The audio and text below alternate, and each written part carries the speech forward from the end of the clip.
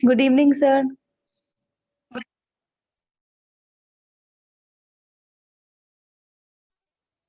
Good evening.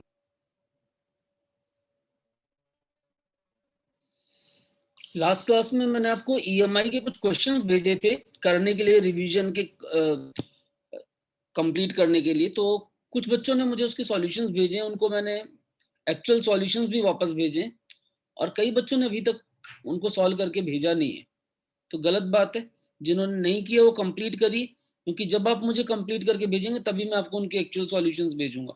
और वो जब अगर अगली क्लास से लेट हुई तो अगली क्लास से क्लास में आपको दिक्कत हो जाएगी एंटर करने में। मैं लॉक लगा दूंगा क्लास में और एक एक करके अलाउ करूंगा। जिसने काम किया होगा वही अंदर अलाउड होगा, ये ध्यान देना। Are you getting what I am saying? अभी फिलहाल जिन्होंने कंप्लीट नहीं किया उनको कंप्लीट करिए, और अगर कोई डाउट्स है तो आप मुझसे पूछ सकते हैं। और for the time being we are starting revision of AC. अगली क्लास तक सब लोग कंप्लीट कर लीजिए, फिर जो भी डाउट्स हैं आप पूछ लीजिए। अगर आज भी कोई डाउट्स हैं तो आप पूछ सकते हैं मुझसे। और बाकी मैं एसी का रिवीजन शुरू करवा रहा हूँ इसके आगे। और आप सबको याद होगा फ्राइडे को आपका सेकंड बुक का टेस्ट, याद है?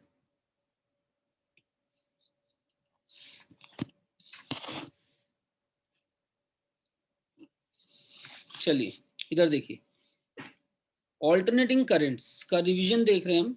जो करंट की इक्वेशन होती है that is I naught sine omega T. यहाँ पर I naught is peak value of current और omega is 2 pi by time period. इसको एंगुलर फ्रिक्वेंसी बोलते हैं। इन जनरल करंट की दो एवरेज वैल्यूज लेते हैं हम, इक्विवेलेंट कांस्टेंट, एक RMS that is I naught by root 2 यानी 0.707 आई नॉट, और दूसरी आपकी मीन वैल्यू जो है 2/पाई I naught for half cycle, that is 0.636 I naught for half cycle. ध्यान देना, mean value is for half cycle only. RMS value can be for half और फुल, एनीथिंग। अगर आपसे क्वेश्चन में पूछे what is the mean value for full cycle, तो ध्यान देना फुल साइकिल के लिए मीन वैल्यू हमेशा 0 होती है। लेकिन आरएमएस वैल्यू में कोई चेंज नहीं है। ध्यान देना, बहुत समझने वाली बात है। आरएमएस वैल्यू में कोई चेंज नहीं है, वो सेम है, चाहे आप हाफ साइकिल के लिए देखें चाहे फुल साइकिल के लिए।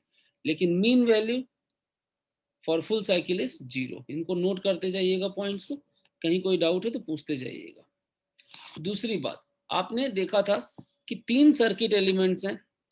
रजिस्टर, इसका पोजीशन R, इंडक्टर का पोजीशन XL, और कैपेसिटर का पोजीशन XC। क्लियर?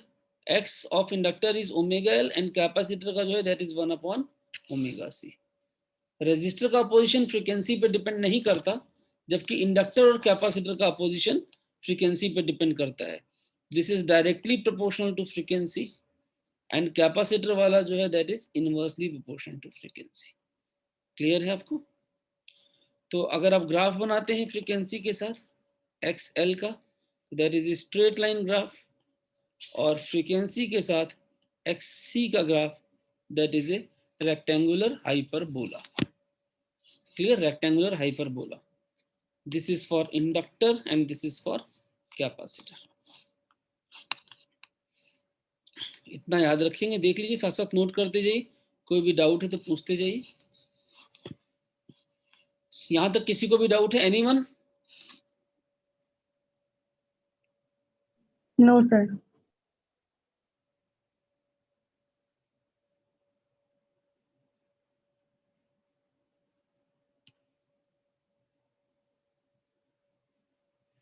चलिए आगे बढ़ते हैं। अगर मान लो मैं आपको क्वेश्चन दूं,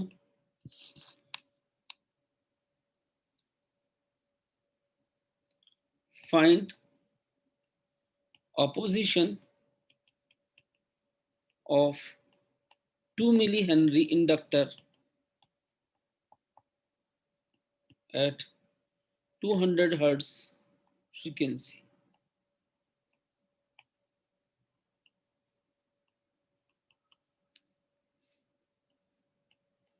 सॉल्व करिए, आंसर बताइए मुझे। what will be effect if frequency is doubled?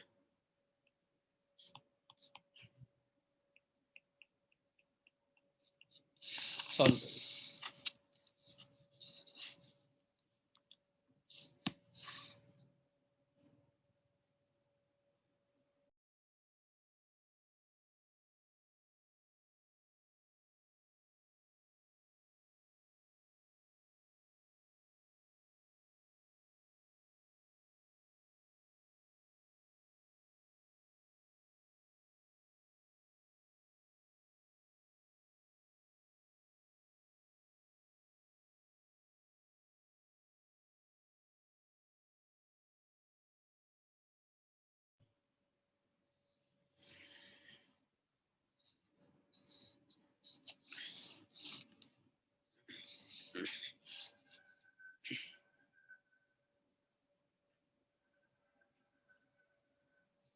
What will be effect if frequency is doubled?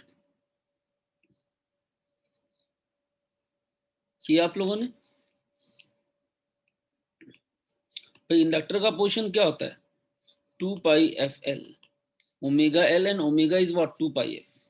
तो 2 pi F frequency is 200 and L is 2 milli यानी 10⁻³ तो ये कितना हो गया? 0.8 पाई. चेक करिए. और यूनिट इज ओम. ध्यान देना, कोई भी अपोजिशन हो, चाहे वो इंडक्टिव रिएक्टेंस हो, चाहे कैपेसिटिव रिएक्टेंस हो, और चाहे रेजिस्टेंस हो, सबका अपोजिशन ओम में है.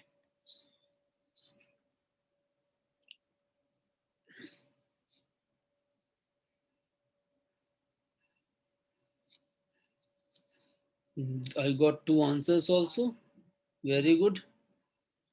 कितना है? 0.8 पाई. प्रियंका एंड गौतम दोनों का सही है. एक था 2.5. It's also correct. Pi solve कर लिया आपने. ठीक है.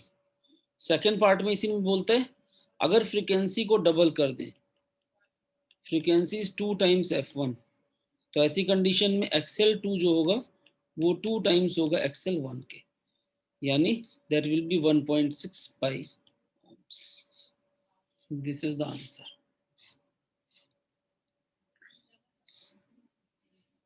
क्लियर है? नोट करिए इसको, कंप्लीट करिए इसको जल्दी से, फिर उसका अगला क्वेश्चन लिखिए. Next question. इसमें किसी को डाउट हो तो अभी पूछ लीजिए. नहीं, सेम क्वेश्चन में चेंज करता हूं. 2 मिली हेनरी की जगह 200 माइक्रोफैरेड कैपेसिटर. अब कह रहे इसका पोजीशन निकालना है 200 माइक्रोफैरेड कैपेसिटर का. Next question. 200 microfarad capacitor and what will be the effect if frequency is doubled? Now calculate it for 200 microfarad capacitor. बताइए कैसे करेंगे? कैपेसिटर के लिए कैपेसिटिव रिएक्टेंस क्या होती है? 1/ओमेगा c, और omega is 2 pi F C. तो 1/2 pi. F is what? 200 and C is what? 200 micro. Micro यानी 10⁻⁻6. ऊपर गया +6 हो गया. ठीक है. अब इसको सॉल्व करते हैं. तो ये आ गया आपके पास 1 2 3 4 जीरो यहाँ से कटे तो दिस बिकम्स 100. 100 को 4 से काट दो, दिस बिकम्स 25. तो this becomes 1.25 upon pi ohms. And 1 upon pi आपको याद होगा क्या होता है? 0.636. याद है आपको? नहीं, 0.636 was for 2 upon pi. 0.318 क्या होता है? 0.318. तो इसको मल्टीप्लाई कर लीजिए. कितने आपके पास? 0.318. और उसको किससे मल्टीप्लाई करना है? 1.25 से. तो आप मल्टीप्लाई करिए, इट विल बी 0.3975 ohms, यानी approximately 0.4 ohms you can say. This is the position, first part. Second part में कह रहे हैं फ्रीक्वेंसी इज डबल्ड, तो XC जो है वो क्या हो जाएगा? हाफ हो जाएगा. ध्यान देना, क्योंकि इनवर्सली प्रोपोर्शनल है फ्रीक्वेंसी के. इनवर्सली प्रोपोर्शनल है फ्रीक्वेंसी के, तो फ्रीक्वेंसी डबल होने पर कैपेसिटर का पोजीशन हाफ हो जाएगा. और हाफ का मतलब हुआ 0.2 ohms। अगर 0.4 है पहले तो अब कितना हो जाएगा, 0.2 हो जाएगा। Is this okay? बोलो भाई, कितनों को क्लियर है यहाँ तक दोनों क्वेश्चंस? हाथ रेज करिए, और जिसको डाउट है वो बात करिए। जिसको भी डाउट है बिना हेजिटेशन की बात करिए, और जिसको क्लियर है रेज योर हैंड्स।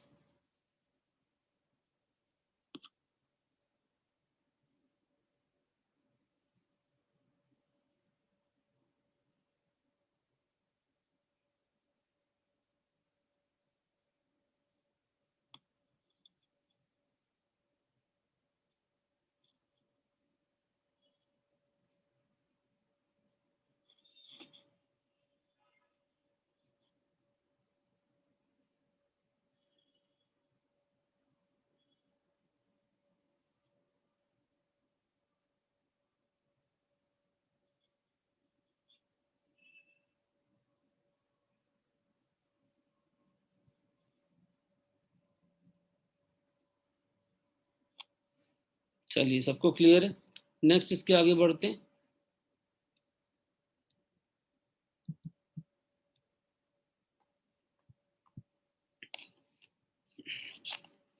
अब आपको ये याद रखना है कि जैसे अगर हम कॉम्बिनेशन लेते हैं एलिमेंट्स का, है ना, कॉम्बिनेशन ऑफ एलिमेंट्स, तो उसके अंदर आपके पास LR, CR और LCR अलग अलग तरह के सर्किट्स होते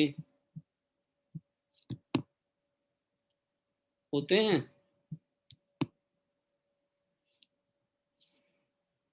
चाहे LR हो, चाहे CR हो, चाहे LCR हो। तो इसको आपको ध्यान होगी, 2-3 बातें मैंने बताई थी शॉर्टकट, दोबारा रिवाइज करा रहा हूँ। क्लियर? इधर देखिए, पहली बात कि आप इम्पीडेंस ट्रायंगल याद रखिए। फेज एंगल है फाई, R, X और Z, याद है? अगर आपको कॉस फाई चाहिए कहीं पर भी तो दैट इज R/Z, Z चाहिए तो दैट इज X² + R², और करंट चाहिए भी कहीं पर भी तो दैट इज E/RMS/Z।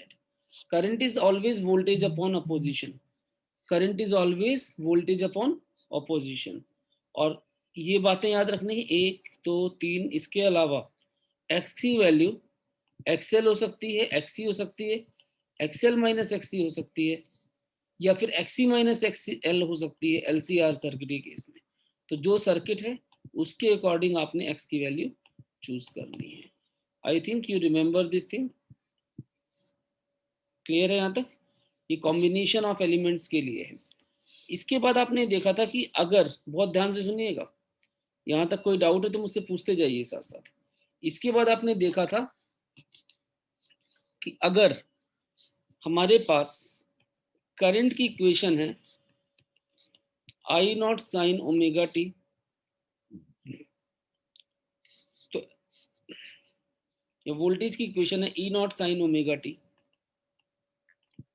तो current will be I0 sin omega T +/-5 if EMF is this much तो current will be this much. Plus कब होगा? कैपेसिटिव सर्किट्स के केस में, और माइनस कब होगा? इंडक्टिव सर्किट के केस में। अगर इंडक्टर वाला सर्किट है तो माइनस है, कैपेसिटर वाला सर्किट है तो प्लस है। और LCR में कैपेसिटिव डोमिनेट कर रहा है तो प्लस होगा, और इंडक्टिव डोमिनेट कर रहा है तो माइनस कर रहा है। ठीक है, ये बहुत इंपॉर्टेंट पॉइंट है। पूरे चैप्टर की 90% बातें इस कॉन्सेप्ट के अंदर कवर होती हैं अगर आपने ध्यान से पढ़ा हो तो। क्लियर है? मोर ओवर, अगर रजिस्टर अकेला है तो फेस एंगल 0 होता है, इंडक्टर के लिए 90 डिग्री होता है, और कैपेसिटर के लिए भी 90 डिग्री होता है। फर्क ये है, इंडक्टर में करंट लैग करता है और कैपेसिटर में करंट लीड करता है। Is that okay to all of you?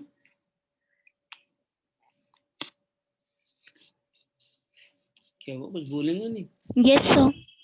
Doubt तो पूछ लो बेटा, देख लीजिए इसको ध्यान से, नोट करना चाहते हैं तो नोट कर लीजिए।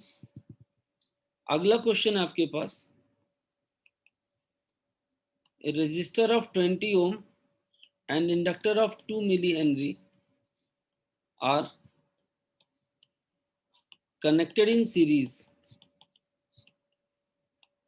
to 200 sin 100 pi t EMF. Find equation of current. निकालिए, जल्दी करिए.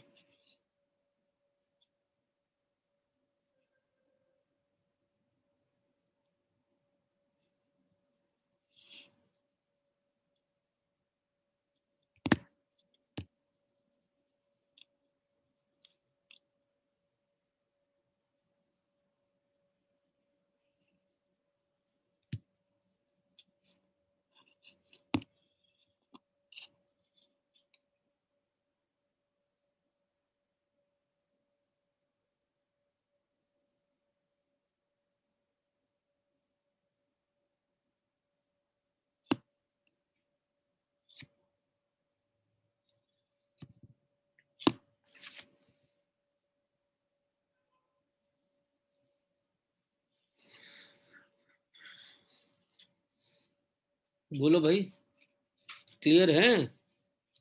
क्वेश्चन आपको कर सकते हैं. Find equation of current.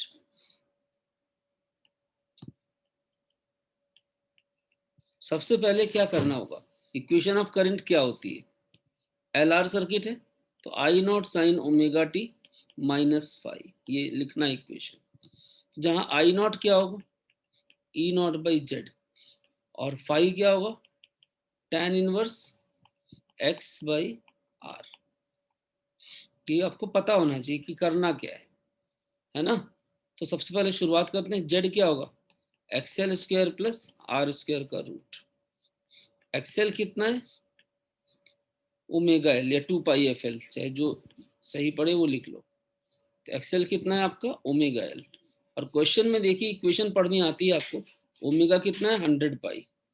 Omega कितना है? 100 पाई. और एल कितना है आपका? एल देखिए 2 मिली. 2 मिली यानी 10 की पावर माइनस 3. तो ये हो गया आपका 200 पाई, और 10 की पावर माइनस 3 का 0.2 पाई. और पाई कितना है? 3.14. 3.14 और 2 से मल्टीप्लाई करेंगे तो 6.28, और डेसिमल एडजस्ट करेंगे तो आएगा 0.628. सी आ गया एक्सेल. और जेड कितना है? एक्सेल का स्क्वायर प्लस में आर का स्क्वायर. तो एक्सेल है 0.628 का स्क्वायर, और आर कितना था क्वेश्चन में? देखिए आर है 20 ओम. 20 का स्क्वायर रूट. अब आपको पता 20 का स्क्वायर तो 400 है, और 0.68 बहुत छोटा है, तो ये वैल्यू बहुत छोटी आएगी, लगभग 20.1 के आसपास. फिर भी आप चाहो तो इसको सॉल्व कर सकते हो. कितना है हमारे पास? 0.628 का अगर हम स्क्वायर करते हैं तो दैट इज, करिए सॉल्व.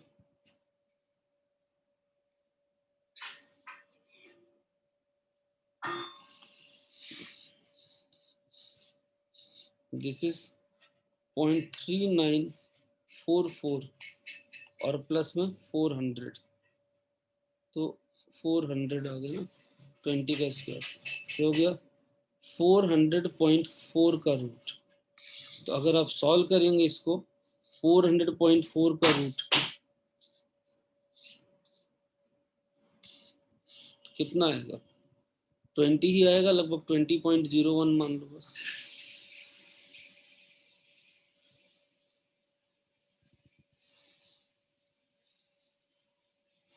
20.01 ये आपका आ गया सेट. और फिर आपको क्या निकालना है?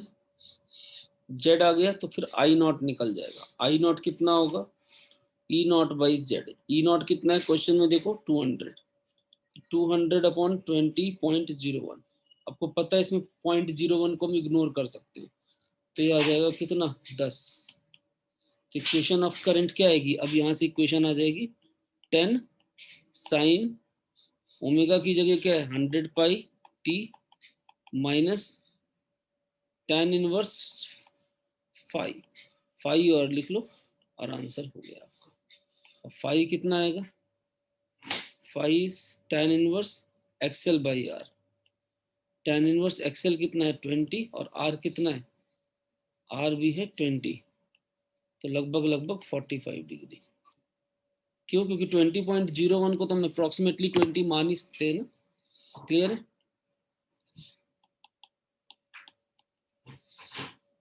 देख लीजिए आप लोग ध्यान से, कोई डाउट हो तो बताइए।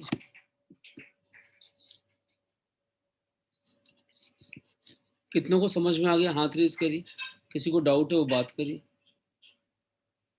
Raise hands those who got it, और जिनको डाउट है वो बात करिए। सर बोलो बेटा। सर यहाँ पर एक्सेल की वैल्यू तो 0.628 है। सर फिर हमने फाई की वैल्यू में सर जेड की रख दी 20.01। ओ, सही कह रहे हो, एक्सेल 0.628 है।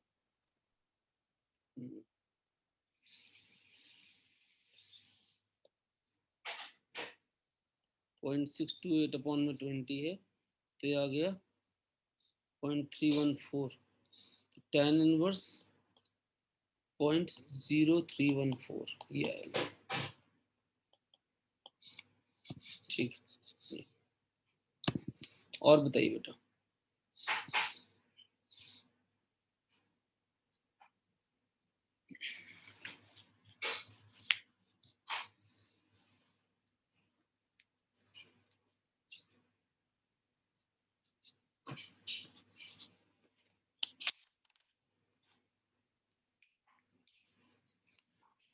क्लियर है सबको? चलिए अगला क्वेश्चन लिखिए, नेक्स्ट क्वेश्चन।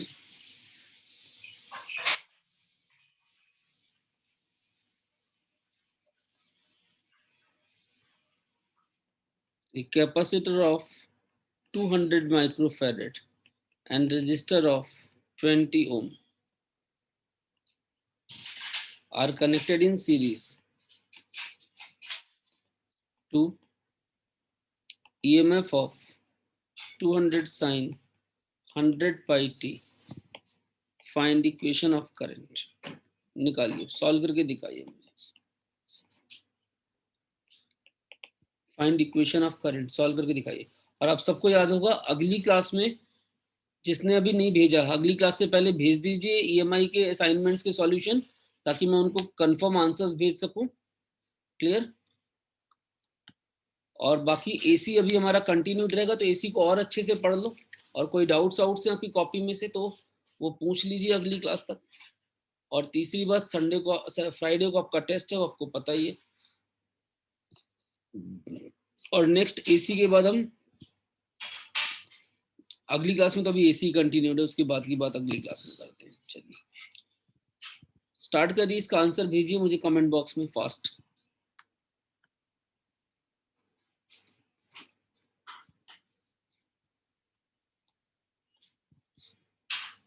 सीआर सर्किट है हमारा, तो इक्वेशन क्या होती है करंट की? बोलो, I naught sine omega T minus five या प्लस फाइव या कुछ भी नहीं? Sir plus phi. L R में माइनस फाइव होता है, सी आर में प्लस फाइव होता है। तो सबसे पहले क्या निकालेंगे? X C, that is 1 upon omega C. तो 1/100 पाई इज ओमेगा, और सी इज 200 माइक्रो का 10⁻⁻6 ऊपर गया तो 6 बन गया। अब ये 1 2 3 4 जीरो गए, 10⁻2 बन गया, तो हो गया 100/2 पाई। यही हुआ, देखिए 1 अपॉन में पाई होता है 0.318, तो 100 से मल्टीप्लाई करेंगे तो 31.8/2, तो दैट इज 15.9 पहली बात, तो एक्स सी आ गया। दूसरी बात, जेड होगा एक्स सी का स्क्वायर प्लस आर का स्क्वायर। तो एक्स सी आर कितना 20, एक्स सी अगर 16 मान लें लगभग, तो 256 प्लस 2400 इसका रूट, तो कितना हो गया? 656 का रूट, है ना? 656 का रूट, यही हुआ। तो आपके पास बताइए कितना आ रहा है ये? 23 के आसपास कुछ आएगी वैल्यू। सॉल्व करके देखिए 656 का रूट जेड कितना आ रहा है।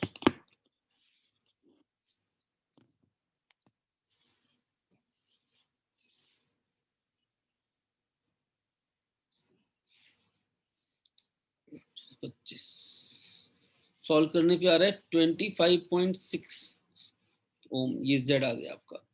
अब आपको निकालना है करंट आई नॉट। तो I naught is peak voltage upon impedance. E naught कितना है आपका 200 और जेड कितना है 25.6। ठीक है, 200 जो है उसको डिवाइड करिए 25.6 से,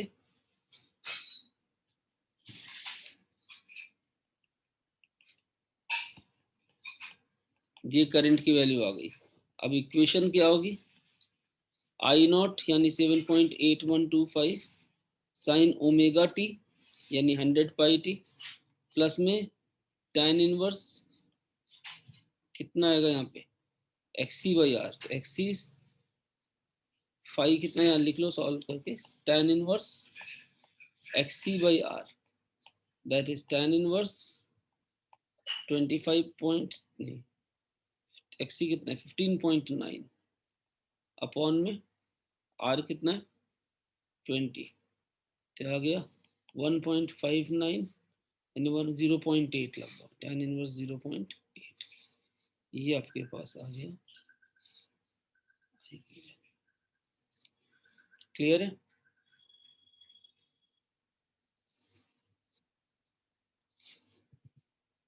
इज दैट ओके?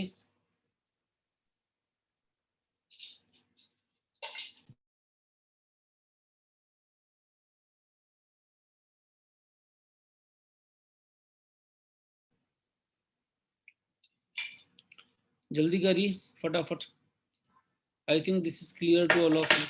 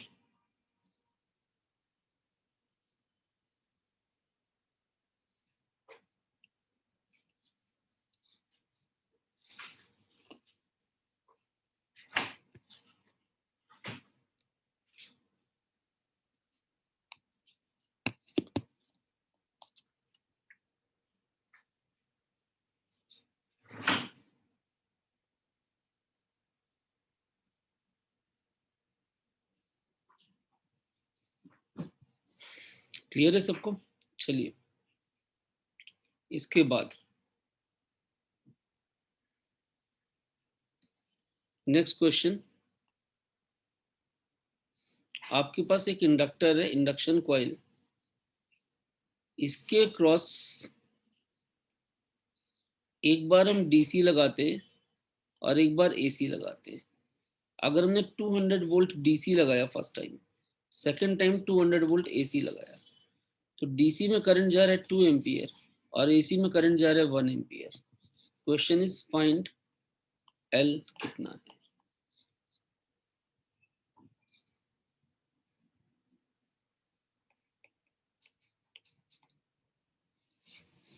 एल की वैल्यू निकालिए। डीसी लगाने पर 2 एम्पियर जा रहा है और एसी लगाने पे 1 एम्पियर जा रहा है कॉइल के through. What is the value of inductance of the coil?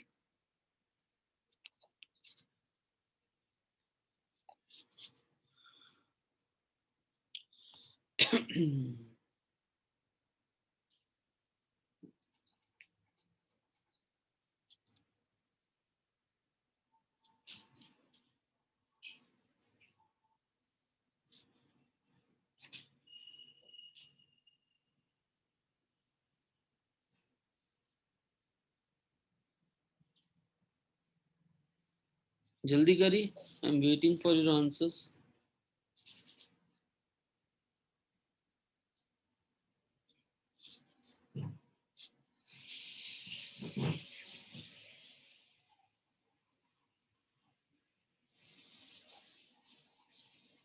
Anyone?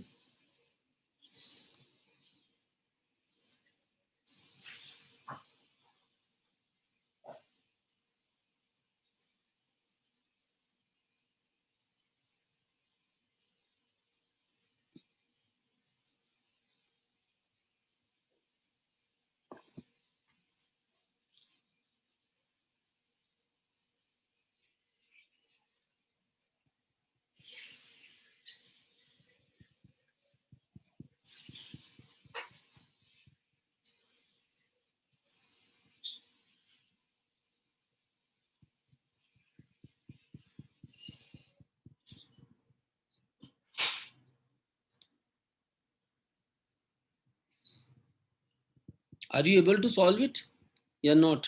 If not, tell me तो मैं explain करूँ उसको. And if you are able, then try. Try कर रहे नहीं कर रहे बेटा?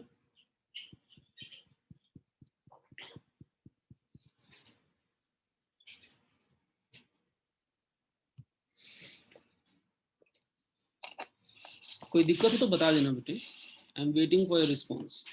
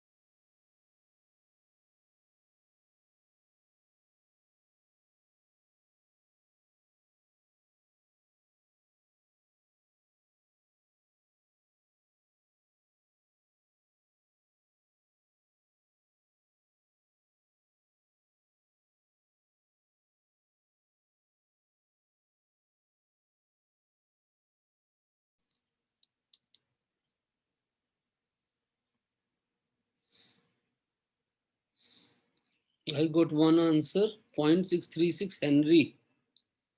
Let us check it. सिर्फ एक ही बच्चे ने आंसर दिया, बाकी लोग क्या कर रहे हैं? जल्दी करिए बाकी लोग भी. अच्छा, एक तक आया 0.16. देखो सिंपल सा कॉन्सेप्ट है. जब आपने डीसी लगाया है, ध्यान से देखिएगा जो मैं बोल रहा हूँ. जब आपने डीसी सप्लाई लगाई है और एसी सप्लाई लगाई तो दोनों में अंतर क्या होता है? वोल्टेज डीसी और करंट डीसी की जो रेशियो होती है वो रेजिस्टेंस देती है, क्योंकि डीसी सप्लाई में इंडक्टर का इफेक्ट जीरो हो जाता है. और जब एसी लगाया है तो वोल्टेज एसी और करंट एसी की रेशियो इंपीडेंस देती है. ये याद रखने वाली बात है, समझने वाली बात है. तो डीसी वोल्टेज है 200, डीसी करंट है 2, तो रेजिस्टेंस हो गया 100 ओम और जेड हो गया 200/1, that is 200 Om.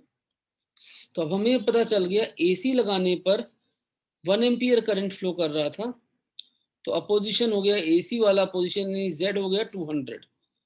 Clear?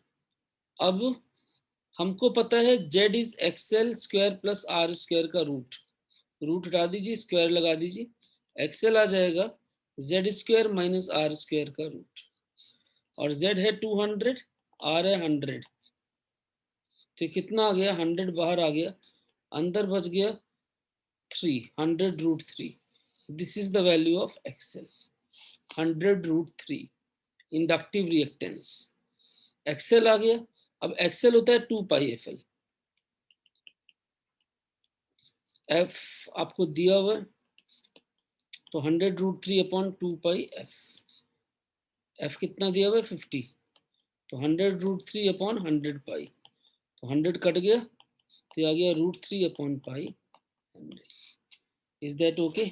Check करिए यहाँ तक कितना आ गया √3 अपॉन पाई हेनरी, और पाई की value 1 upon pi is 0.318 into √3 is 1.732 and that should be 0.55 Henry. This is your answer. Very good and very interesting question. जल्दी किसी को डाउट है तो दोबारा पूछ लीजिए, ना समझ में आया हो तो।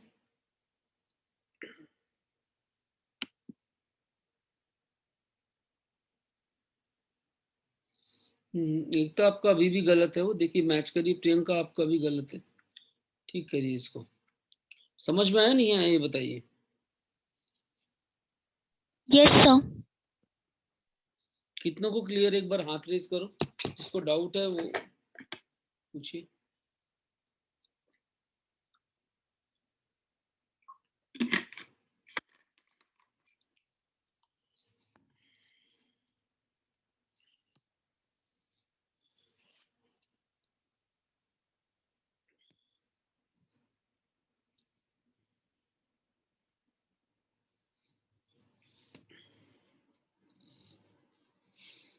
सबको क्लियर है? Very good.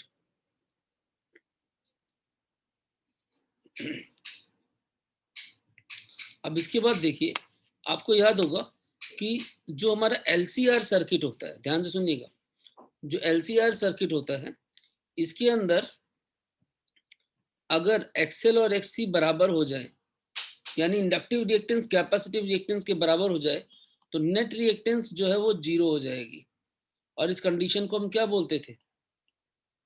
रेजोनेंस। रेजोनेंस बोलते हैं, है ना। Z की वैल्यू R के बराबर हो जाएगी, जो कि मिनिमम है एक सर्किट के लिए, और क्योंकि Z मिनिमम है तो करंट इस वोल्टेज अपॉन में Z। अब कौन सा करंट? वही वोल्टेज, जो वोल्टेज है E नॉट है अगर तो I नॉट, ERMS है तो IRMS, आपको पता है। तो current is maximum, current end voltage के बीच में फेज डिफरेंस इज 0, है ना। और पावर फैक्टर वो कितना होता है 1। Average power is ERMS IRMS cos phi, तो average power is maximum, power factor is also 1, unity, current is in phase with EMF। ये सारी बातें आपने LCR सर्किट के लिए स्टडी की हुई है। इसको हम रेजोनेंस कहते हैं। इन कंडीशंस को आपको रेजोनेंस की कंडीशंस याद रखनी है, क्लियर, किसी भी LCR के लिए। और मोर ओवर जब हमारा XL और XC बराबर होंगे, तो XL है ओमेगा L और XC है 1/ωc, तो omega not square becomes 1/LC। तो what is omega naught? 1/√LC।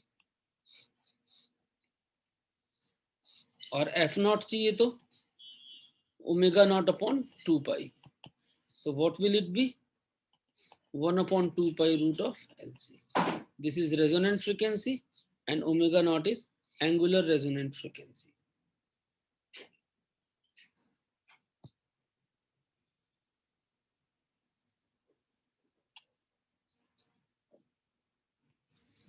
Resonant frequency और एंगुलर रेजोनेंट फ्रीक्वेंसी।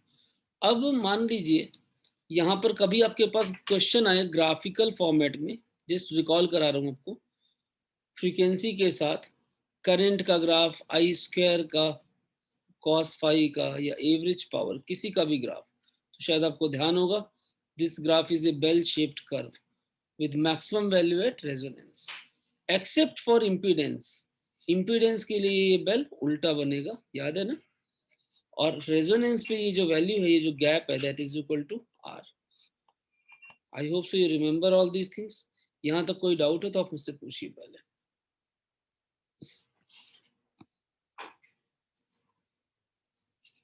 ठीक है, I am giving you one question, you try this question. सबसे पहले इस क्वेश्चन को लिखिए।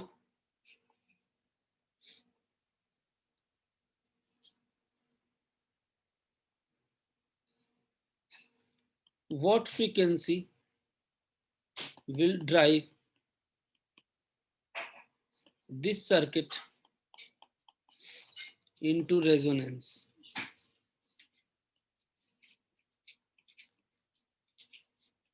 L है 20 मिली हेनरी, C है 200 माइक्रोफेरेड, R है 20 ओम। क्वेश्चन सॉल्व करिए और आंसर डालिए कमेंट बॉक्स में जल्दी। What frequency will drive the circuit into resonance?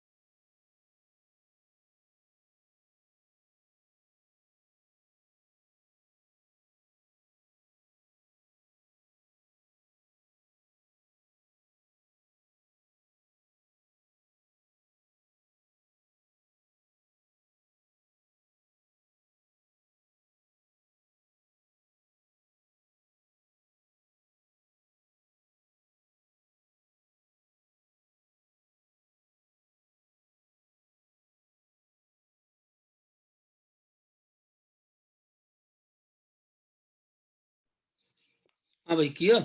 Omega की वैल्यू 1/√LC रेडियन पर सेकंड। अगर आपको हर्ट्ज में निकालना है तो फिर 1/2π√LC। तो ओमेगा की वैल्यू क्या है? 1/√LC। ये समझ में आ रही बात जो मैं बोल रहा हूँ कि अगर रेडियन पर सेकंड में निकालना है तो 1/√LC सिंपल है, और अगर हर्ट्ज में निकालना है तो 1/2π√LC। तो जो मर्जी वो निकालिए। एल कितना है? 20 मिली यानी 10⁻³ सी कितना है? 200 माइक्रो यानी 10⁻⁻6 पूरे का रूट। ये कितना हो गया? 1 2 3 0 10⁻³ से गए तो 4 का रूट हो गया 2 और 10⁻⁻3 तो आ गया 1000/2 यानी 500 रेडियन पर second. Check it out, this should be your answer and I hope so. तो आसान सा था, सबसे सॉल्व हो जाना चाहिए था। नहीं था आसान। एक तो 159 कैसे? अच्छा हर्ट्ज में निकाला हुआ, ठीक है। रेडियन पर सेकेंड में it is 500। Omega is how much? 500 radian पर सेकेंड।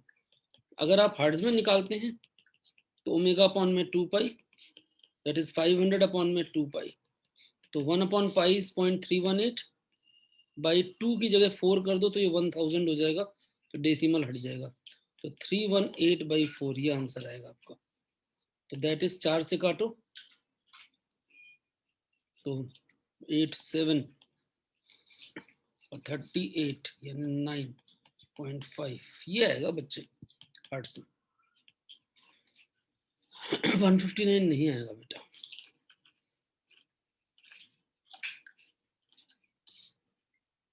क्लियर है? देख लीजिए, किसी को डाउट हो तो पूछिए। रेजोनेंस और इसका ये क्वेश्चन कितनों को क्लियर है? एक बार हाथ रेज करिए।